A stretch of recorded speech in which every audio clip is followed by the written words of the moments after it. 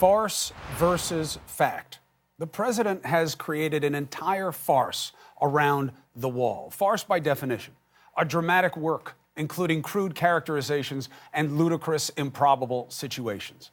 Angry hordes are headed this way, and a wall will save us. The alleged problem and the solution are bogus.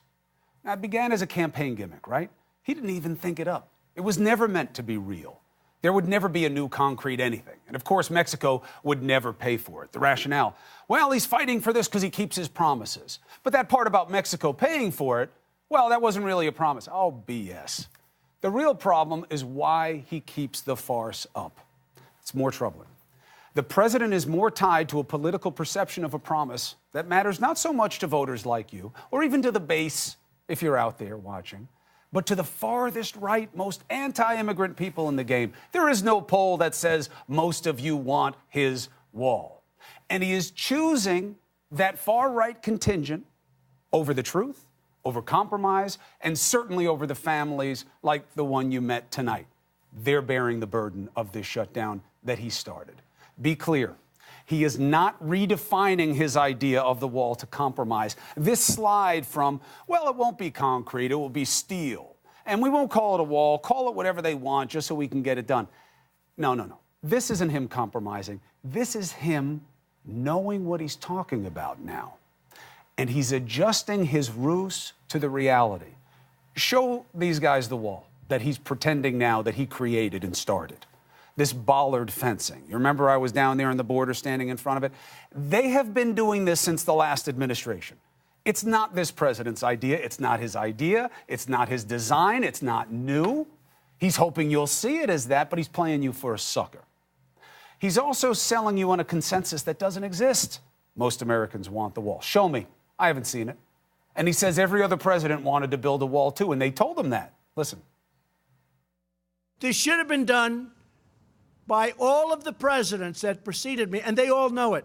Some of them have told me that we should have done it. Who? Ex-presidents Carter, Clinton, George W. Bush, and Obama. The truth is, none of them spoke with the president about it. That's what they say. So don't be a sucker and don't fall for a farce. But also be aware of an important fact. Do the people who keep us safe want more bollard fencing, those big steel barriers I saw? Yes, they do. Do they believe we'll be safer if they have them? Yes. But they have never told me it's a panacea, not even close. They need other types of technology for different areas, manpower for different areas, money for places to keep kids and families, for judges, for caseworkers. Now, I know the White House will say, well, we put that all out there that we're asking for that. You've never heard the president talk about it. A wall would not have kept the kids who've died recently alive. That's the truth.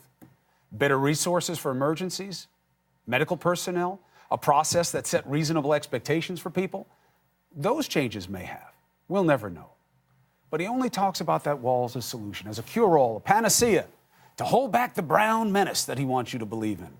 Like we're living in some bizarre Game of Thrones drama. Except the walkers are brown, not white, of course. But here are the facts. Most of the terrorist suspects caught are caught at airports. Most of the illegal overstays now are from people who fly in and overstay their visas. Most of the drugs come across in vehicles through ports of entry. Almost all of the crime in this country is committed by citizens. There is no brown menace. Now, tomorrow night, the president's going to speak. He clearly thinks he needs a win, and to him, a win is a wall. If he's listening, there's a chance that he is, Mr. President, Happy New Year. I think that you're wrong. Don't take a step further into the farce. Barriers matter. They always have, which is why we have them. They've been built and changed for years. If you want more, fine, it's probably a sound judgment. But we're not a wall away. And if you say we are, you lose for sure. You need to address what the system needs. And you need to allow the system to treat people with decency, even if they don't warrant entry. Don't make this a power play that sets up a protracted legal and political battle you'll almost certainly lose. There is no national emergency except the one you're making. Someone in the White House must be telling you that the legal basis for a national emergency and going around Congress is weak, and the political rationale is weaker still. This shutdown is on you because you told us that. You said it. So here's the biggest point. Making families pay for your promise is a mistake. There are too many Americans hurting now. It's going to get worse. That's not how you get a deal made. Not any politician. Certainly not the best deal maker we've ever had as president. That's what you say you are. Now is the time to show it.